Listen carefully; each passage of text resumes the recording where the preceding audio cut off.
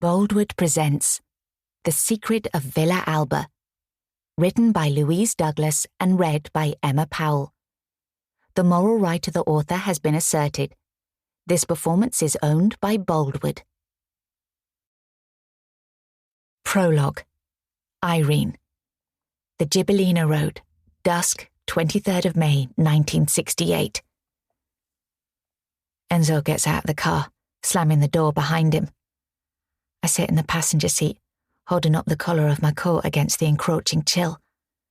The sun is sinking quickly now, and the shadows of the mountains are creeping across the landscape. I can see the darkness as it swallows up each rock, each tree, and smothers it like a blanket. How easy it is to make things disappear. Enzo has lifted the bonnet, secured it on the prop, and is looking at the engine, using the flame of his cigarette lighter as a torch. It's a charade. My husband is a tuna fish salesman, not a mechanic. I can't see him because of the raised bonnet. I don't know what he's doing, but I hear him cry, "Ouch!" and then there's a clatter. He's burned his fingers and dropped the lighter. "Can you see what's wrong, Enzo?" I ask. "Hold on," he replies. Without the roar of the Spider's engine, the evening is silent. No cicadas, no bird song, nothing. The landscape is desolate. We are alone, Enzo and I, with the hills, the rocks, and those sparse old olive trees that survived the quake, their gnarled arms reaching towards the fading light. Behind us, Gibellina's ruins are black and spiky like a wound, cut into a blood-red sky. And the darkness is creeping towards us. Chapter 1. Irene Borgata's letter to April Cobain. 10th of July, 2003. Villa Alba, Trapani, Sicily. Dearest April, this is your old friend Maddalena writing to you from Sicily. I have a huge favor to ask. I know I don't have the right to ask anything of you, but I am desperate and there is nobody else I can turn to. The presenter of a television program called Cold Case, Milo Conti, is investigating the disappearance of my English stepmother, Irene. I'm sure you'll remember our conversations about her and the séance in our school dormitory. Irene disappeared in May 1968, and no trace of her has been seen since, nor anything heard of her. Nobody knows if she is alive or dead, although we fear the latter. At the time of her disappearance, Papa was suspected of harming her in some way, but there was no evidence to prove him either guilty or innocent. No body was ever found, and the case was abandoned. Conti's researchers have been poking around Papa's affairs for some time now, and this week Conti confirmed that my father used to be the subject of his next investigation. I was only 5 years old when Irene came into my life, and 10 when she vanished out of it. I clearly recall the devastation caused to my family at the time. I also know and love my father, and you know him well enough, don't you, April, to know he is incapable of harming anyone, let alone somebody he loved. Please, my dear friend, come to Sicily and find out what happened to Irene Borgata before Conti frames my father. It will be trial by television, and there will be no coming back from it. Already, the strain is affecting Papa. He is in a strange, dark mood, and I am afraid for him. It feels so weird writing to you after all this time, but I think of you often and wonder how you are and if you are happy and what you were doing. Can you believe how many years have passed since we last saw one another? It wasn't easy to find you. Detective work led me to a friend of yours, Roxanne Graydon at the Avon and Somerset Police. She told me on the telephone that you left the force and wouldn't give me your address but promised to make sure you received this letter. She also told me about Cobain. I was truly sorry to find out that he had died, April, and send you my deepest condolences. Thank you in anticipation from the bottom of my heart. Con un sacco di baci. Your friend, Maddalena. Kiss, kiss, kiss. P.S. I often think about what happened in Bangkok, and to this day I am deeply ashamed. I'm sorry, April. Really, truly sorry. Chapter 2. So, what does it say? Asked April's friend, Roxanne. She'd brought the letter round to April's house after her evening dog walk. She was wearing her filthy trainers, mud-spattered leggings, and a jacket with a string of poo bags trailing from the pocket, which also contained a bottle of McGuigan Rosé.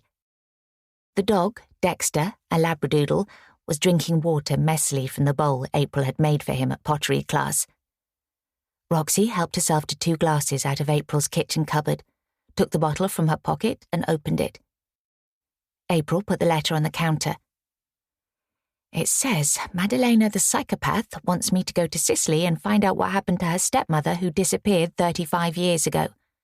She's afraid that otherwise her father's going to be framed for murder by some celebrity TV investigator. Sicily? Can I come with you? You're welcome to take my place. I'm not going. April, seriously? Why wouldn't you? I haven't spoken to the psycho in decades, and I'm not a private detective. I don't do commissions. She doesn't want to hire you. She wants you to help her father. April shrugged. Roxanne filled the wine glasses and passed one to April. Then she tore off some kitchen paper, dropped it on the floor, and moved it round with her shoe to clear up Dexter's splashes. She sounded perfectly rational to me on the phone, she said. Psychopaths never sound like psychopaths. That's the whole point. True. Roxanne took a drink. But why not at least go to Sicily and find out more? It'll be an adventure. It'll get you out of the house. April picked up the unspoken hint that she was in stasis. She turned to gaze out of the window into the thin back garden that stretched behind the house that she and Cobain had shared. It was overgrown. The roses he'd nurtured were turning feral, reverting to their wild origins. She kept meaning to go out and do something about them, but she never seemed to get round to it. Why'd you call her the psychopath, anyway? Roxy asked. We had a massive fallout in Thailand when we were 18. We'd hooked up with a couple of boys. She wasn't that keen on hers, but I really liked mine. Cobain? Yes. She asked me to stop seeing him, and I said I would, but... Well, I didn't. And she found us together in the hostel, and honestly, Roxy, she went mad. Cobain had to drag her out of the room and barricade us in. Even then she was screaming and pounding on the door. The duty manager came in the end and calmed her down before he kicked us all out. Shit. We were lucky not to be arrested. We travelled back to Europe on the same plane, but after that we went our separate ways. Is this the first time you've heard from her since? Not the first time, no. Her father tried to persuade us to talk to one another a few months later. He arranged to bring Maddalena to London so we could go round the National Portrait Gallery and then have supper together. I think he thought it'd be like the good old days. And it wasn't? I cancelled. How did they come all this way? I couldn't face Maddi. I couldn't forget what she'd done. I had bruises on my neck for ages after, Rox. You could see where her fingers had been. And I couldn't get the violence, how she was, out of my head. Normal people don't lose control like that. They don't attack their friends. You were the one who ditched her for a boy. I didn't ditch her. It's true. I had lied to her, but I was only a kid myself. I was trying not to hurt anyone's feelings. Anyway, Cobain and I had decided to move in together by that point, and I didn't think she'd accept that. I meant to write to her at some point, or call, but a year went by, and then another, and then too many years had gone by, and I thought that was it. I wouldn't hear from her again. And now this, she indicated the letter. And she's touched a nerve because I am fond of her father, Enzo. I used to spend my summers with him and Maddi at their holiday house on the beach in Sicily. He was always good to me, like a surrogate father. He made up for my real dad not being around. You wouldn't have him down as a perpetrator of domestic abuse?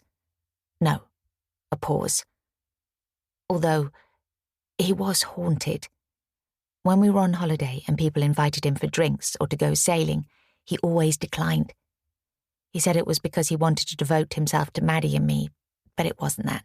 You could see it in his eyes. See what? Pain. He was missing her, his wife, Irene. He didn't speak of her often, but when he did, he was different, more animated. He really loved her. Roxy was quiet for a moment. Then she said, "You're a bit like Madeleine's father, aren't you?" "What do you mean?" "You can't move forward because you can't see a way around your grief."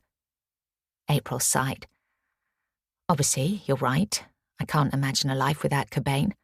I don't want a life without him. But that's what you've got, honey, and there's not a single thing you or anyone else can do to change it." Roxy stood beside April at the window, put an arm over her shoulder and pulled her close. "At some point, April Cobain, you're going to have to take a deep breath and dive into your life again," said Roxy. "This might be the push you need." A stiff breeze was blowing through the back garden, shaking the rose blooms, scattering petals, yellow, cream, pink. And the wild-growing stems were climbing into the trees. And April knew that they would never have any direction and would be too weak to flower, unless she put on her gloves and went out to tend to them. Chapter 3. April's email to Madalena. "Hi, Madalena. Thank you for your letter, which I received a few days ago. I was sorry to hear about the trouble your family is facing. I don't know if it will be possible to establish the truth after all this time, but I will come to Sicily and I'll do my best to help you find out what happened to your stepmother. My phone number is below. If you call me as soon as you receive this message, we can sort out the travel details, etc. In the meantime, would you contact your local police and ask if there's someone we can work with as a point of contact going forward? If they would be willing to let us see the documents from the original investigation, that would be ideal. I assume the other members of your family will be happy to talk to me? I'll see you in a short while. In the meantime, please give my best wishes to your father. April." Chapter 4. Tuesday, 12th of August, 2003. 4 days until Conti's TV expose. Madalena was waiting for April outside the arrivals gate at Palermo Airport. April recognized her old friend immediately. She was still slight and slim, with the same dark curly hair she'd had as a teenager, the same wide smile. She was wearing a short dress and flat leather sandals, and although she took them off when she saw April, a pair of Lennon sunglasses, like the ones she favored when they were traveling. The anxiety that had followed April from England, concern about how she would feel when she was reunited with Madalena and that things would be strained between them, was alleviated when they embraced.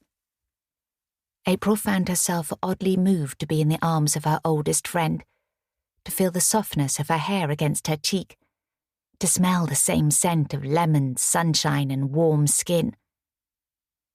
It was a strange sensation to look into the face of someone she'd known so well, and to see that face aged, but still, somehow, exactly the same. They began to walk across the concourse, in a bubble that contained just the two of them, amongst the throng of strangers.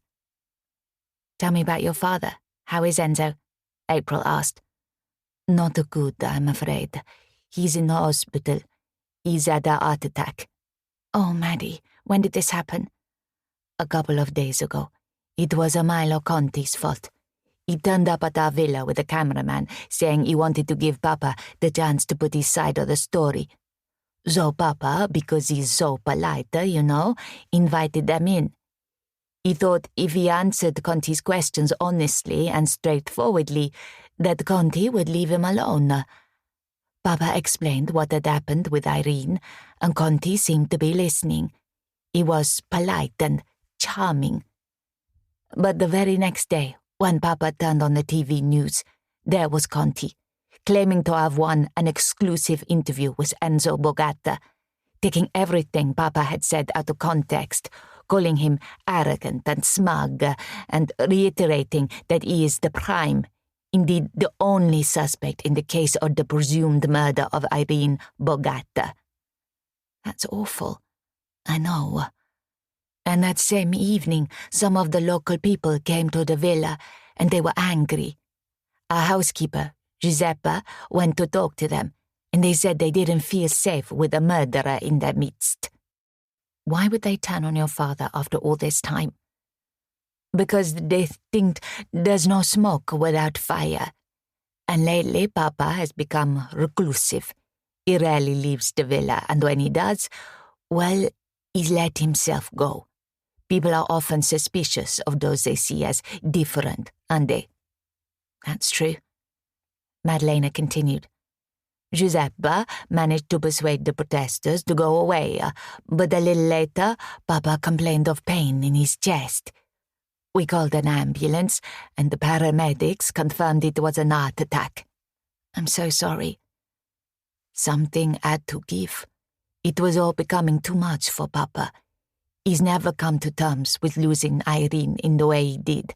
He has suffered all this time, and to be accused of killing her now that he's an old man is unbearable for him. I understand. April put her arm through Madalena's and gently steered her towards the sliding doors at the exit to the terminal. Have the doctors given a prognosis for your father? She asked. Is he going to recover? They don't know. They won't say. But he's not going to get better while Conti is tormenting him. The stress he's under is immense. His heart isn't strong enough. Have you asked Conti to leave him alone?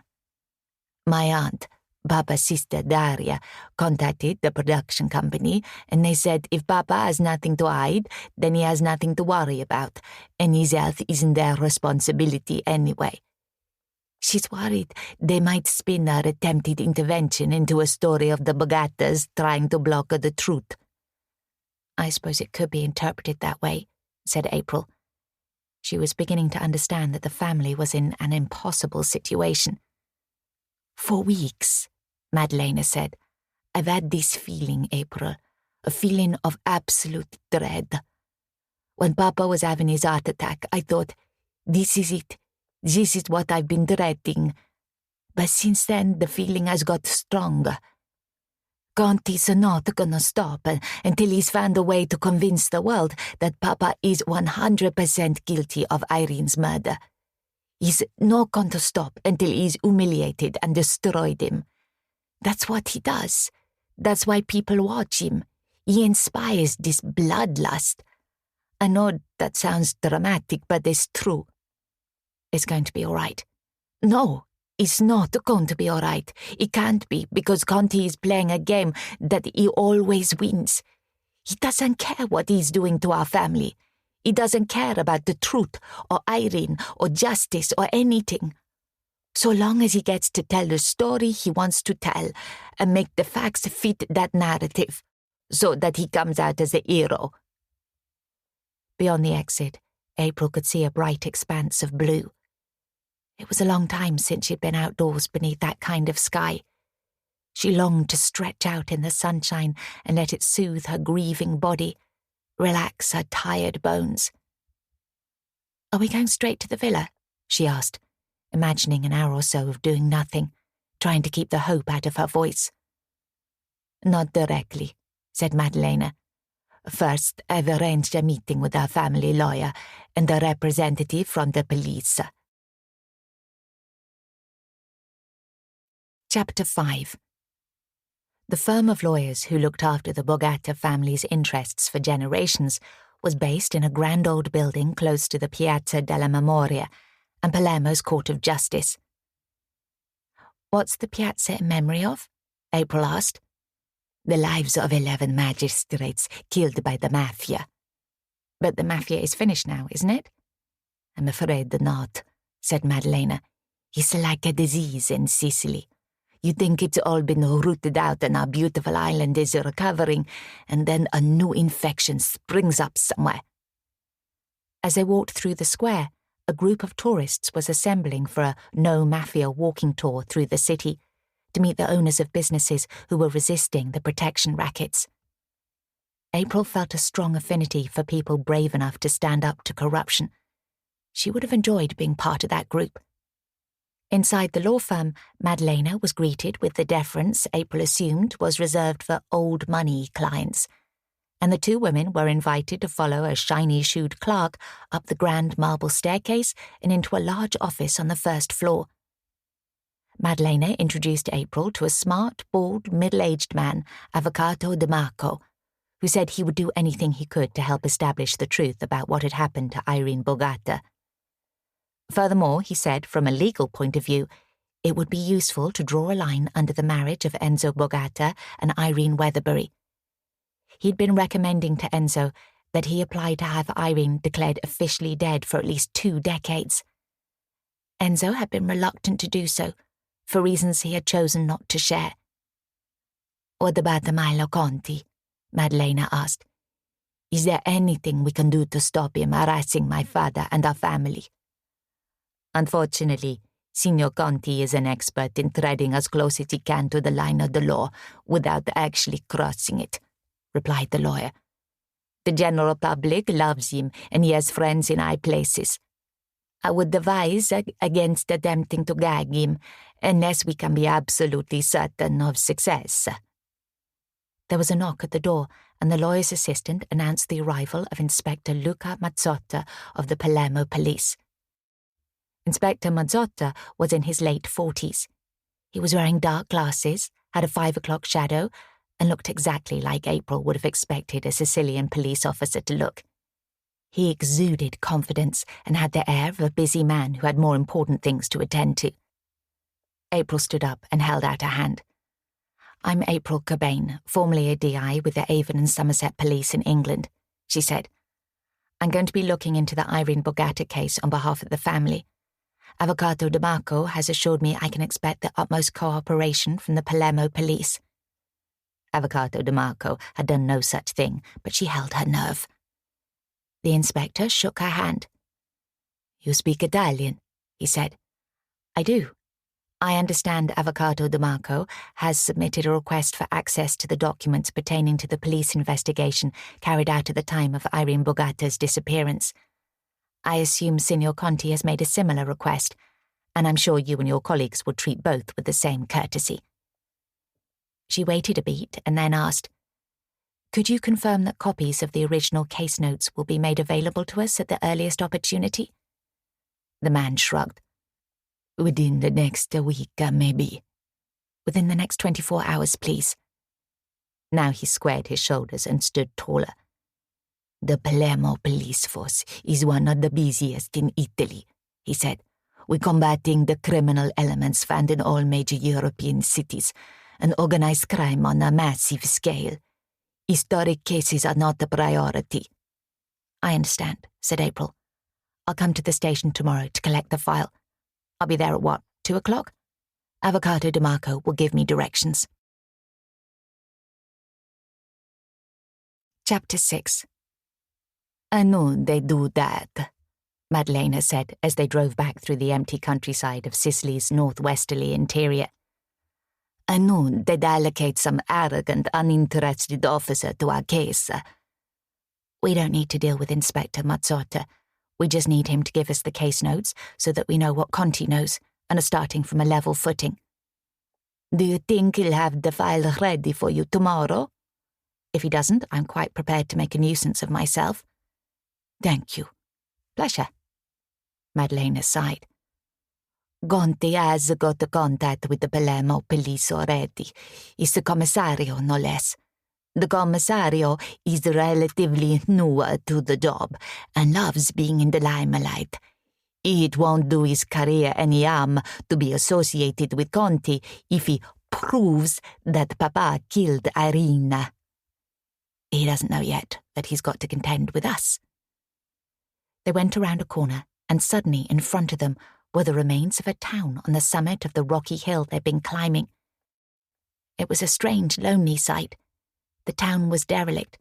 All that was left were the shells of buildings, some almost intact, others reduced to piles of rubble.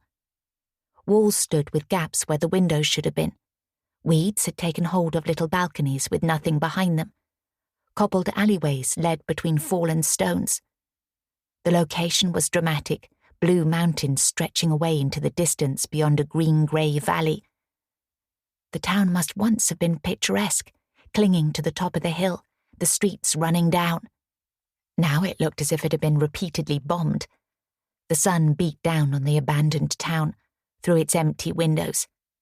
Inside its fallen walls, nothing moved. "What on earth happened there?" asked April. "Earthquake," said Madalena as they drove past. "It was in January 1968, a few months before Irene vanished." "But that was, 35 years ago? Has nobody thought of rebuilding it?" "Everyone who used to live here lives somewhere else now. They didn't have the art to bulldoze the buildings, I guess." "Can we stop and have a look round?" Maddi frowned. "There's nothing to see. I'd still like to explore." "Not now. We don't have time. The road that leads down to the villa isn't in great condition. We need to get back before dark. And first, I want to show you where it was that Irene disappeared." Chapter 7. 15 minutes later, Madalena stopped her jeep at the side of the road and said, "This is it. This is the spot where my father's car broke down. My stepmother disappeared from right here." They climbed out of the car. April looked around. They were in a vast, parched landscape in the island's mountainous interior. The occasional field of neatly lined vines was patchworked onto the slopes of the mountains, but mostly they were flanked by scrubby, uncultivated grassland. The heat was relentless. Despite the lateness of the afternoon, the sun was still powerful and there was hardly any shade. Madalena had been right about the poor condition of the road. It had started off well, but the further they'd progressed into the countryside, the more it had deteriorated until it was little more than a dusty track. To the left of the jeep, the land fell away sharply. The remains of a vandalized and heavily graffitied industrial building stood desolate a little way below.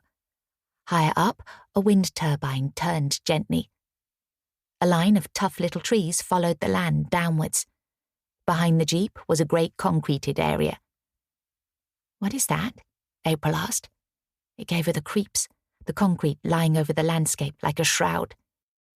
"It's the Creto de Bori, an artwork come memorial to the town of Gibellina, destroyed in the earthquake. It's a map of the town. You can walk through it and see where things used to be." Someone had smashed a bottle to one side of the road, and there was a tire abandoned. They hadn't passed any sign of human habitation since a small olive oil processing plant a few miles back, where two men in dirty overalls had been smoking next to drums of oil while a huge dog snoozed in the shade. "There's nothing here," April said quietly, because the desolation of the landscape seemed to command a low voice. "There's the shrine Papa made for Irene." Madalena indicated a small stone monument at the roadside, a plaster Madonna behind a glass window, a molten pile of wax where successive candles had melted over the decades, and a bundle of withered roses. "Who brings the flowers?" "Papa. He comes most days." Maddi pushed her sunglasses up onto her forehead, holding back her hair. Her eyes were the same colour as they always had been, clear, brown, clever, but also wary, as if she was constantly expecting something to be taken from her. April picked up her camera, walked a little way, and took in the landscape. It was beautiful in a sparse, remote way. Green and brown, wind and sun swept. Olive groves, prickly pear cacti, bare ground, and more distantly, mountains, blue and bruised-coloured, textured by the summer light, losing some of their harsh rockiness now that evening was coming in. The air had a dusty herbal smell that April was already coming to associate with the interior of this spiritual old island. She raised the Canon to her eyes and took a few images for reference, turning a circle to make a panorama. The Creto, or crack, was an enormous incongruity, something man-made and even more bleak than the natural landscape around it. When did they do this? April asked Maddalena. They started pouring the concrete during the 1980s. So it wouldn't have looked like this in May 1968. No, it would have been a derelict town, like the one we passed earlier. A single gust of wind slid through the stillness and the temperature dropped a few degrees. The two old friends were silent, looking about them. Do you feel it? Maddalena asked. What? Lo abbandono. The loneliness. This spot is famous for it. April felt it. When I was a teenager, Maddalena said, if I was upset about something or in a mood, I used to climb up here and sit at the foot of that tree next to the shrine and wait for Irene's spirit to come to me from out of the loneliness. Did it come? No. But you waited for it anyway. Did you like Irene? Not straight away. For the first 6 months or so, I was hideously jealous of her, coming along and taking my father's affection.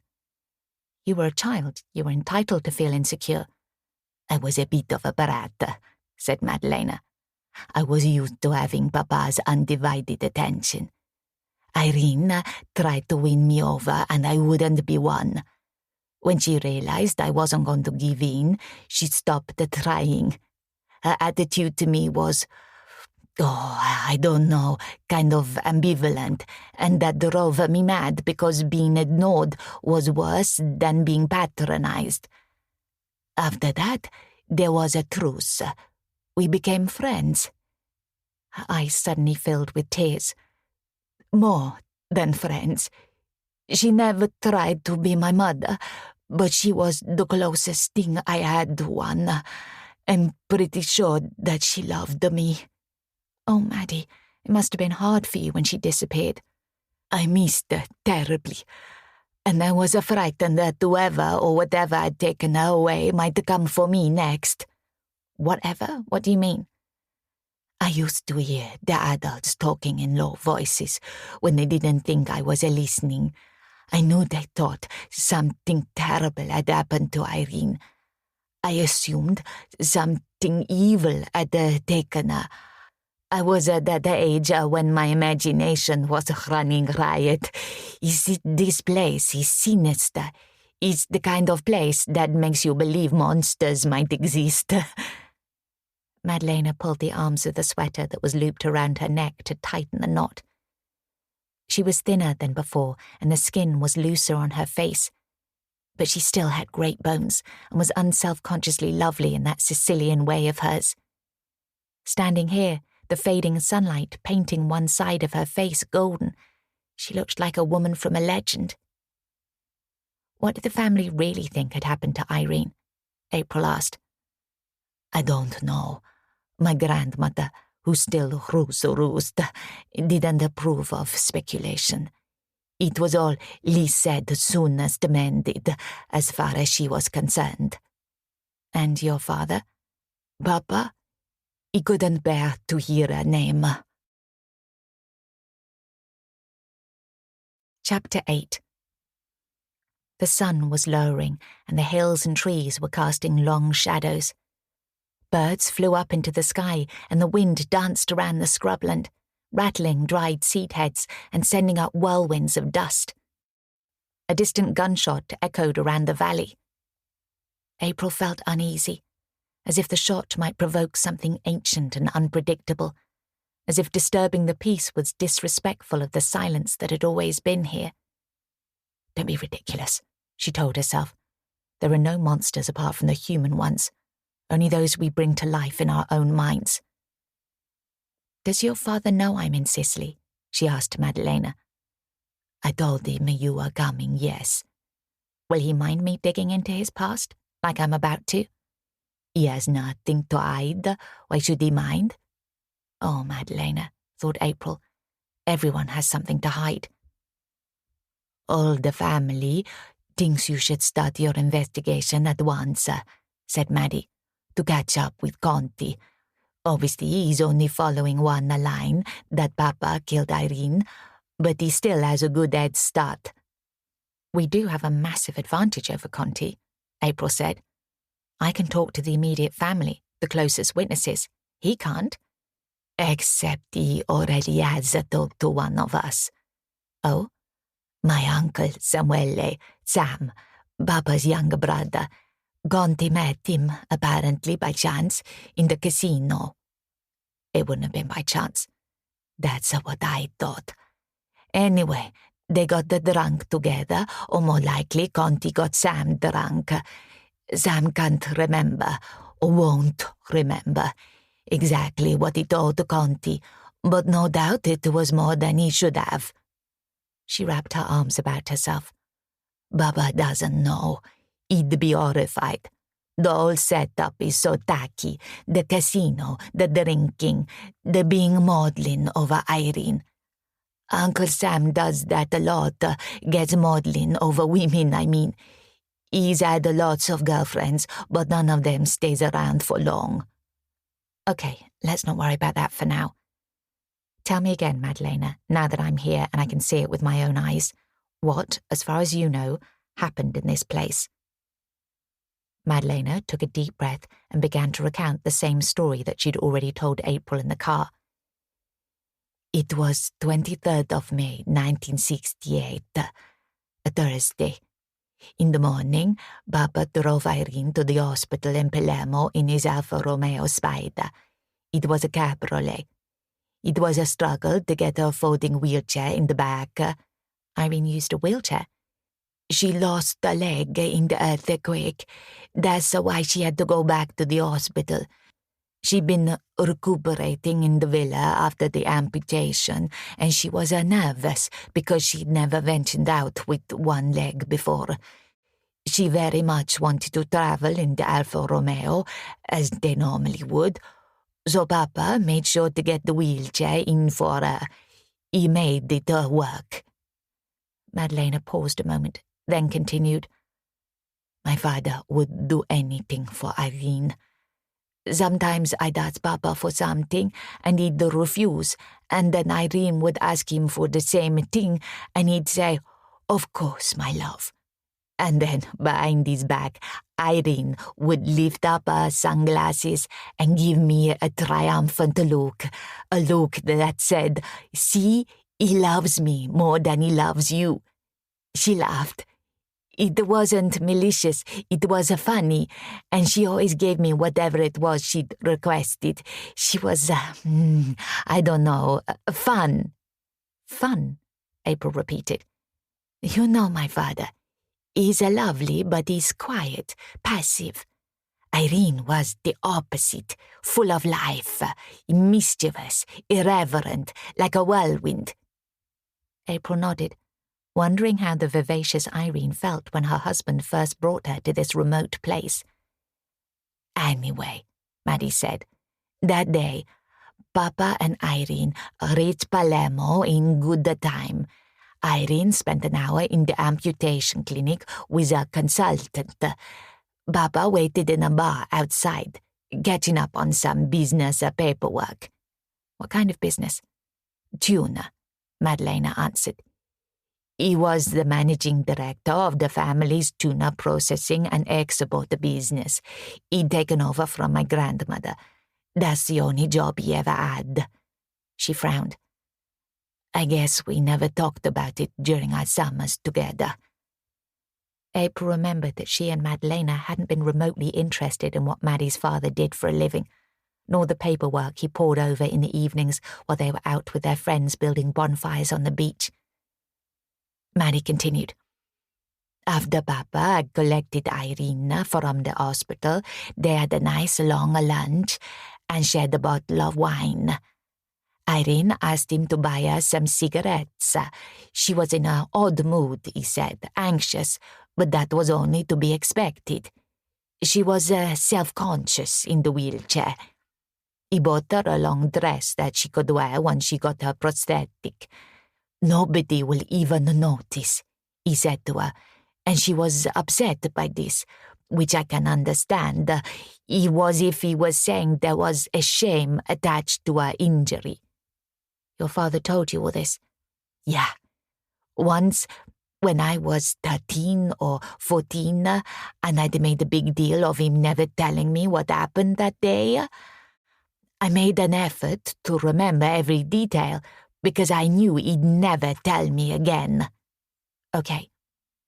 So, they were driving back at about this time of the day, just before sunset, when the car broke down right here. This place, as you can see, is deserted. If they'd broken down before the earthquake, they could have walked back to Gibellina for help or gone to a farmhouse, but everywhere had been abandoned. People had been warned to stay away from the ruins. They were afraid that those buildings still standing would collapse or that there'd be another earthquake. Armed vigilantes patrolled to deter looters. The mafia was keeping an eye on things. Even if you didn't believe in the monsters, it wasn't a nice place to be stuck. No. Madalena drew a deep breath. The Villa Alba, the Borgata family home, is about 10 kilometers from here. My father decided he'd walk back alone and return for Irene in a different vehicle. Why didn't they go back to the villa together? The road was in such bad condition, it would have been difficult to push the wheelchair all that way, and dangerous too. It would be quicker for Papa to go alone and come back for Irene. He didn't want to leave her, but he thought the quicker he set off, the quicker he could get back. He reassured her that he would hurry. So, Papa walked back to the villa and enlisted the help of his sister, Daria, and when they returned in Daria's Cinquecento, the Alfa Romeo was here, but Irene was gone. Her headscarf was still in the car, and her sunglasses and her wheelchair, even the dress he'd bought for her, still in its bag. Everything was where it should be, except for Irene. It was as if she had vanished into thin air. Chapter 9. The wind blew and the shadows lengthened. The ancient olive tree stood guarding the spot, and though it must have borne witness to whatever happened to Irene Borgata on that evening all those years earlier, it wasn't giving up its secrets. April turned 360 degrees. The road curled around the side of the hill before looping back on itself. Irene Borgata, left behind in her husband's car, would have been able to watch him walk a fair distance before he disappeared from her view. How lonely she must have felt as he left her with the light fading. How vulnerable. "What do you think happened, Madalena?" April asked. Her old friend shrugged. "I've had many years to think about this. There are only 3 possibilities as far as I can see. The first is that Irene climbed out of the car by herself, had some kind of accident, and fell into the ravine. The second is that she was kidnapped by outlaws. If some opportunist criminal happened across her alone in the car, it's possible they would have taken her. But no ransom was ever demanded." "Not that I know of, no." "What's a third possibility?" "That my papa killed Irene. Is what the people have always believed. I've even heard his siblings talking about it sometimes, when they didn't realize I was listening. They'd say that my father stopped the car somewhere between Palermo and here, murdered Irene, and buried her body in some remote spot where he knew it would never be found. Or he killed her here, right here, and buried her under the rubble at Gibellina, in which case she must still be there, somewhere under all that concrete. They say it's possible that he built the shrine out of guilt, not to mark the way for her return, but to commemorate her departure. It's all rubbish, of course." April felt the temperature falling as the sun slipped lower and the shadows lengthened. She could see for miles, but the vista was desolate, not a single person or dwelling. Why would anyone think your father might kill his young wife? Because he was jealous. Madalena paused and gazed towards the horizon. A breath of air lifted her hair and then let it fall again. Jealousy is the curse of the Borgatas, she continued. A family trait. We all have this propensity towards it. We can't help ourselves. When the red mist collides with the green-eyed monster, things tend to get vicious. You've seen it yourself, April. Did your father have reason to be worried about Irene straying? I don't know. I was 10 years old. How would I know something like that? I didn't mean to offend you. I'm not offended. Madalena looked back to the point in the sky where a golden glow indicated the departure of the sun. I've thought about it a lot as an adult. Irene can't have had much opportunity to be unfaithful. Most of her life was lived within the confines of the villa, surrounded by her in-laws. Although, of course, if she was having an affair, I'd have been shielded from it. Of course. Jealousy isn't a rational emotion. It tends to run hand in hand with his stablemate, paranoia. You're saying Irene might have been suspected of infidelity even if she'd never even considered it? I'm not saying anything. I'm simply pointing out the possibility. Okay, thank you. Madalena sighed. We'd better get going, she said. Giuseppa will be worried if we're not back at the villa soon. Even after all this time, she doesn't like anyone being out on this road after dark. Chapter 10. They got back into the jeep. Madalena put her jacket on, and April put her camera in the footwell. Will we be following the same route as your father took back in 1968? Exactly the same. There is only one way down to Salga Reale. The villa is just above the town, on the other side of the ravine. And neither the town nor the villa was affected by the earthquake. Part of the stables collapsed at the villa. That's how Irene was injured, but apart from that, no. Madalena started the engine and glanced at April. I didn't think you'd come, you know, she said as the car pulled away. Of course I came. But you might not have, Madalena insisted. You might have been too busy, or you might not have been able to bear the thought of spending time with me and made an excuse. I wouldn't have blamed you. April didn't want a heart-to-heart with Madalena, not this soon into their reunion. When she didn't respond, Madalena glanced at her anxiously and then changed the subject. Tell me about your career. What happened to you after I last saw you? It all went to plan. After I came home from our travels, I went to university and then I joined the police as a graduate and worked my way up through the ranks. You joined the criminal investigation department? Yes, but I quit to look after Cobain when he became ill. And you're not tempted to go back? No. Did you work on any big cases? Yes. That must have been exciting. It was interesting. Don't you miss the work?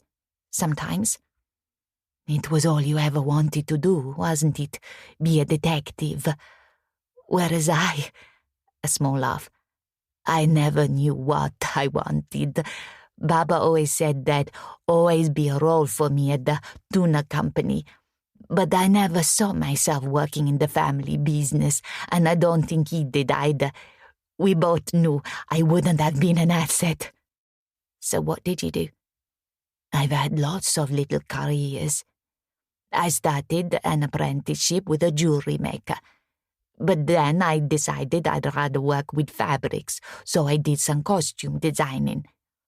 And then I worked in an art gallery, and as a secretary to a publisher of horticultural books. I was an au pair. I did a bit of teacher training. I was the receptionist for a cosmetic surgeon. That was fun. I had as much free Botox as I could handle, and lip filler. She turned again to April to show off her pout. "Keep your eyes on the road, Maddi." "Sorry. And office jobs that invariably got boring after a few weeks. I've always envied you, knowing exactly what you wanted to do. It must have made life so much more straightforward." "I suppose it did." "And Cobain, too?" "Yes." April had known how fortunate she'd been to find Cobain, who had wanted the same things from life that she had. Their personalities and backgrounds had been very different, but at the core, she and he had been the same, like one person. How rare it was to find one's true soulmate. How lucky for her. How raw she felt without him. She tore herself back to Sicily. "And you're back living at home, Maddi?" "If by home you mean at the villa, yes, but only temporarily while this is going on. I wanted to be there to support the family. I wouldn't have been much use to them from my apartment on the mainland." They drove in silence for a while. Then Maddalena said, "We used to be a psychic. Do you remember?" "We weren't psychic." "We were. When we were teenagers, we used to be so close that we always knew what the other were thinking. We used to say the same thing at the same time. We dreamed the same dreams. I literally used to know how it felt to be you." Maddalena was trying to rebuild the bridges she'd burned and establish a warm connection with April. And it wasn't that April meant to reject her old friend, but Maddalena's neediness was anathema to her. Once they had been as close as sisters, but Maddalena's outburst in the Bangkok hostel had destroyed that intimacy, and they couldn't simply pick it up and resume where they'd left off. It was naive of Maddi to think that they could. April leaned down to pick up her camera. She switched it on and looked at the screen on the back, flicking through the pictures she'd taken of the spot from which Irene Borgata had allegedly vanished. She hadn't had the exposure setting right. There was glare in almost all of the frames, particularly the ones looking back towards the Cretto. It appeared as if a crowd of bone-thin people dressed in white shrouds had gathered between the camera lens and the monument to the destroyed town. She rubbed her temples. Her eyes were tired. She should have set the camera controls to automatic. Now she'd have to come back and retake the photos. She held the camera on her lap, and with one elbow resting on the base of the open window, she watched as the parched land, darkening now, the fields and trees passed by as they descended. They slowed for a farmer driving a 3-wheeled Piaggio Ape truck loaded with crates of tomatoes, the headlight flying up and down as the vehicle bumped over the ruts and potholes. But that was all the traffic there was. "Doesn't anybody live here anymore?" April asked. "All the old settlements are gone. Everyone moved into the new towns they built after the earthquake, or else they emigrated to Australia or the States."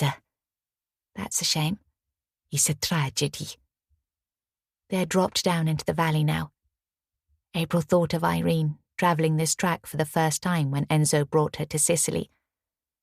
Although the sun's dying rays were painting the tops of the hills above them a glorious shade of rose gold, the trees and fields around them were disappearing into the shadows, and the temperature had fallen too.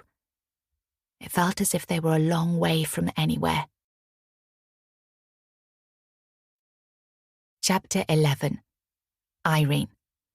Early March 1963, 5 years before the earthquake. "Here I am, my love, in Sicily. We arrived late yesterday evening, Enzo and I, and spent the night in a hotel in Palermo so that he could show me the sights today. It is hot here, dry and bright. It's like a place from a storybook. I cannot quite believe that I'm here. Enzo has been attentive, as always, looking after me, pointing out places of interest, explaining their significance in history. He's very proud of his homeland, and rightly so. It is all wondrous. Enzo is a good guide, and I'm doing my best to be receptive and interested. I say ooh and ah, and I ask questions about Sicilian culture and history, which he enjoys answering. You would smile to see him puff out his chest when I pay his homeland a compliment. He is kind and generous and good-humoured. He is a truly excellent husband. But he's not you.